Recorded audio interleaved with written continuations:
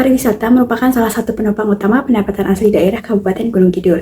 Daerah ini dikenal luas karena potensi wisata pantainya yang sangat besar. Dan secara keseluruhan, Gunung Kidul itu memiliki lebih dari 110 pantai dan sekitar 62 di antaranya sudah dikembangkan serta dikelola sebagai destinasi wisata. Besarnya kontribusi sektor ini terhadap PAD dapat dilihat dari data realisasi retribusi. Pada masa libur lebaran tahun 2023, PAD sektor pariwisata itu tercatat sekitar 1,68 miliar dengan jumlah pengunjungnya lebih dari 217.000 orang. Nah, selanjutnya di sepanjang tahun 2024, pendapatan retribusinya itu mencapai sekitar 33,12 miliar dan sekitar 90%-nya itu berasal dari kawasan pantai.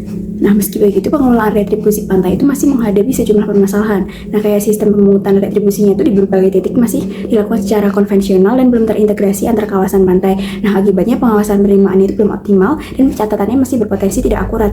Dan setoran kas daerah itu nggak selalu bisa dipantau secara langsung. Nah, dalam kondisi kunjungan yang padat, terutama saat akhir pekan dan musim liburan, sistem manual itu berisiko akan menimbulkan selisih antara jumlah pengunjung dan retribusi yang akan diterima. Nah, kondisi ini tuh bisa terlihat pada tahun 2025 ketika realisasi PAD retribusi itu baru mencapai sekitar 19,8 miliar atau sekitar 59% dari targetnya, yaitu 33 miliar. Padahal potensi penerimaannya itu masih sangat besar, khususnya dari kawasan pantai. Oleh karena itu, penerapan Siregar atau sistem retribusi gerbang pariwisata menjadi sangat penting. Siregar ini dirancang sebagai sistem pembayaran retribusi pantai yang langsung terhubung dengan sistem keuangan daerah secara real time. Nah, melalui sistem ini nanti setiap transaksi retribusi itu bisa tercatat sehingga meningkatkan transparansi, ketepatan data, dan akuntabilitas pengelolaan pendapatan asli daerah Kabupaten Gunung Kidul. Nah, dengan begitu, Siregar ini nantinya nggak cuma berfungsi sebagai inovasi teknologi, tapi juga sebagai upaya penguatan tata kelola PAD sektor pariwisata di Kabupaten Gunung Kidul.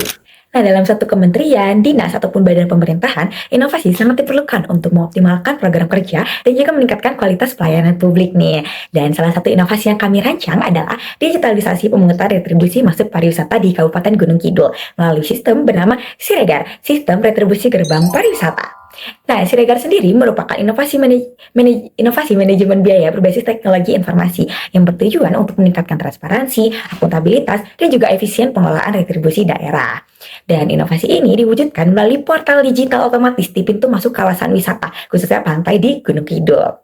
Dan portal Siregar sendiri mendukung pembayaran digital dan juga tunai nih, sehingga memudahkan wisatawan, mengurangi kebocoran penerima retribusi, serta mengoptimalkan pendapatan asli daerah, terutama di Kabupaten Gunung Kidul.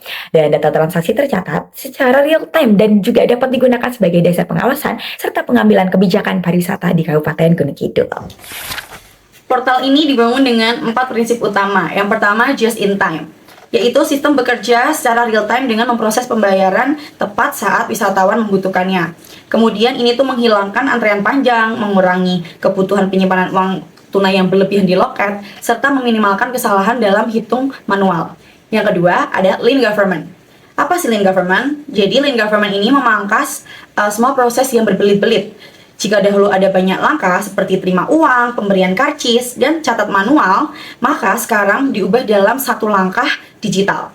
Tidak ada lagi pemborosan waktu, tenaga, ataupun kertas, sehingga petugas yang berjaga bisa fokus dalam mengawasi dan membantu jika terjadi kendala.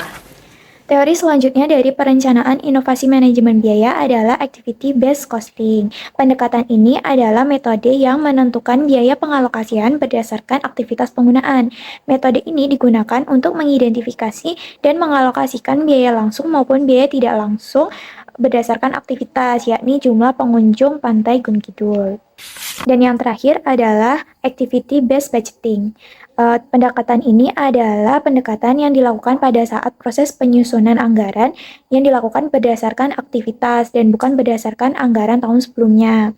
Activity-based budgeting ini dilakukan dengan mengidentifikasi semua aktivitas yang berkaitan dengan sistem, kemudian melakukan penentuan biaya dan penentuan volume, dan yang terakhir menyusunnya menjadi satu anggaran baru yang sesuai dengan kebutuhan nyata di lapangan.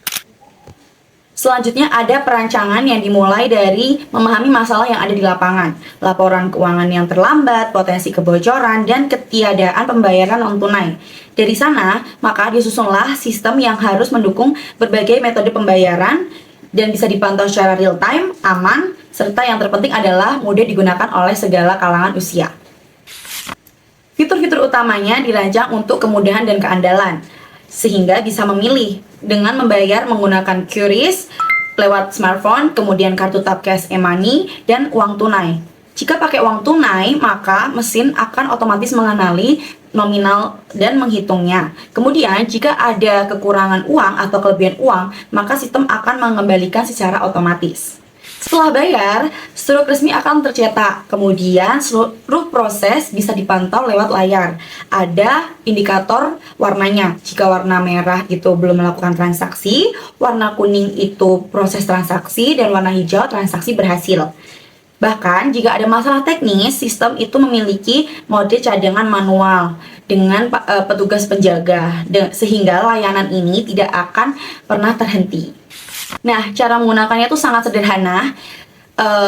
Kalian bisa langsung aja datang ke portal, kemudian masukkan jumlah rombongan atau orang, lalu pilih metode pembayarannya, lakukan pembayaran, dan tunggu konfirmasi. Begitu sukses, maka palang pintu akan terbuka dengan hitungan detik dan Anda bisa langsung menikmati keindahan wisata yang ada di Gunung Kidul. Nah, Siregar ini lebih dari sekadar pembayaran digital. Ini adalah langkah transformasi maju menuju layanan publik yang lebih efisien, akuntabel, dan ramah oleh pengunjung. Jadi, selamat datang di era baru pariwisata di Gunung Kidul. Oke, jadi inovasi portal tiket masuk otomatis ini mengelola akses wisatawan ke pantai-pantai di Gunung Kidul berdasarkan jumlah pengunjung per kendaraan. Fitur ini itu memudahkan akses secara real time, meningkatkan efisiensi dan mengurangi antrian dengan opsi pembayaran yang berbeda-beda. Terdapat beberapa dampak dari penerapan inovasi ini, yaitu yang pertama, kecepatan layanan. Penerapan portal ini meningkatkan kecepatan proses masuk ke pantai dengan rata-rata waktu lebih singkat dan mencegah penumpukan. Ini akan dibantu oleh seorang pegawai untuk menghitung jumlah pengunjung dalam kendaraan secara manual. Yang kedua, itu perluasan area layanan. Inovasi ini tidak terdapat pada satu titik, melainkan memperluas cakupan layanan tiket masuk dari pos tunggal menjadi jaringan multiportal dan tersebar di titik-titik strategis di pantai. Setiap portal sinkron dengan data pusat, maka pembayaran tiket ini tidak akan berulang. Yang ketiga, itu penghematan waktu dan biaya.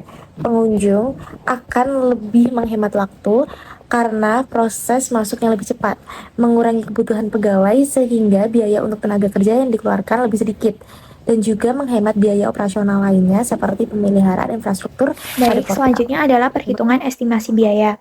Yang pertama, kita menentukan terlebih dahulu jenis aktivitas yang berkaitan dengan sistem, mulai dari pengadaan seperti pengadaan sistem, pengadaan portal, pengadaan kamera pengawas, dan lain-lain. Kemudian kita juga menentukan biaya langsung dari sistem, mulai dari biaya gaji, biaya konsumsi, cetak struk, dan lain-lain.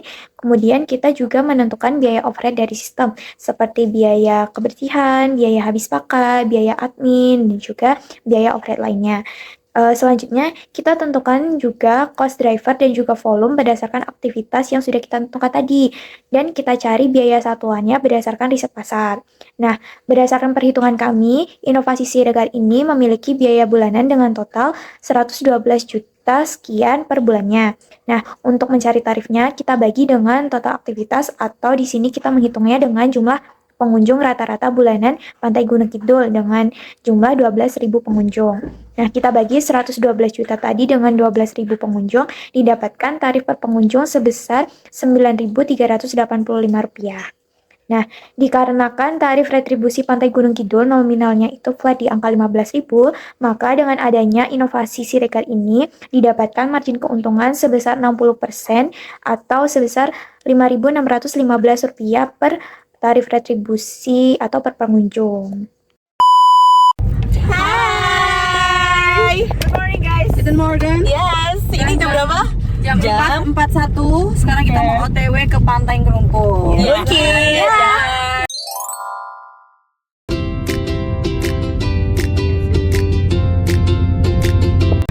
Sudah terbit ya kakak-kakak. Di jam berapa ini? 5.12.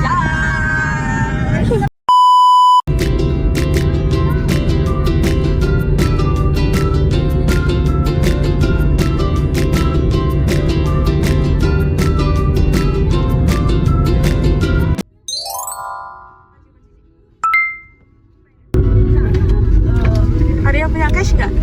Aku tinggal 50. Selamat pagi, terima kasih. Iya. Kak, izin video buat tugas. Iya, boleh kan Pak?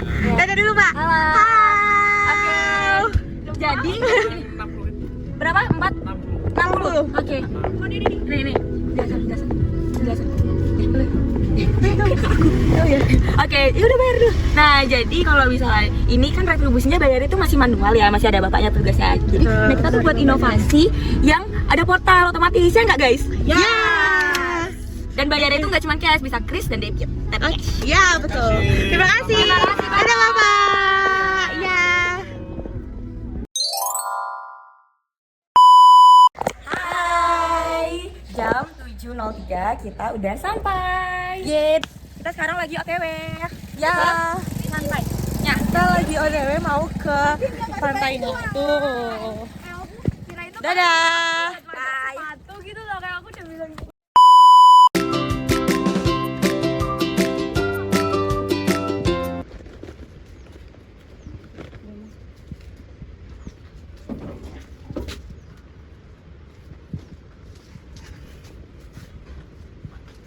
Kasih.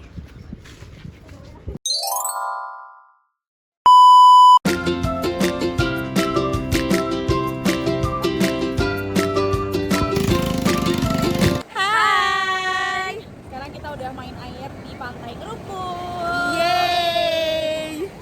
Buat tugas untuk Bu Hilda tentang sistem Siregar. Ya, inovasi di Dinas Pariwisata. Namanya Siregar.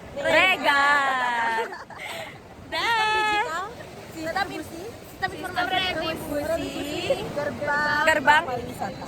Ya.